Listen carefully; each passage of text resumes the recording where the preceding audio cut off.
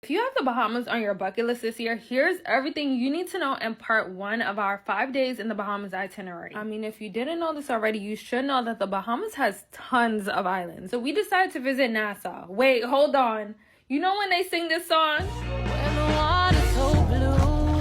Yeah, this is what they meant. So blue. I would say book your airport transfers in advance if your resort offers it already. But I'm not gonna lie, when we landed, it was so easy to get a taxi. He actually ended up being our driver for most of the trip. We decided to stay at Atlantis. The resort itself, I believe, has 4 different hotels. The hotel we stayed in was the Royal, which was the closest to the water park and all the main activities.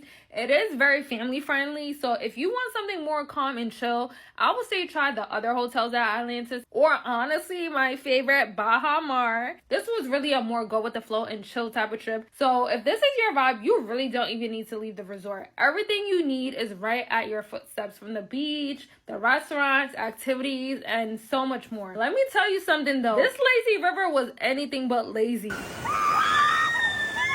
Our dinner that first night was at Prime One Steakhouse. You know how we feel about lamb chops over here, okay? Anyway, I know on the weekends this place is a vibe. Their music was on point for sure, and it was really cute inside. The next morning, we had breakfast at the resort, and before you start looking, just know there's very few, if any, all-inclusive resorts in the Bahamas. We did have a resort credit, so breakfast was basically free, and the food was honestly pretty good. The day before, we had already booked a tour of Nassau. They took us to all the popular and touristy places, and we even had the chance to stop by to get some souvenirs. Lunch was at Sharky's, which was right by the cruise port, and honestly, it was just alright. Stopped by Aissatou, I think that's how you say it, for some gelato. The shop was so cute. They didn't really have that many flavors left, just because they were about to close. All you had to be one of the nicest restaurants during our trip. It was giving luxury. We honestly wanted to come during the day because it was right by the beach, which is such a vibe, but it didn't work out because of the timing. But it was still cute. Of course, we were late, so you know, they had to seat us at the bar.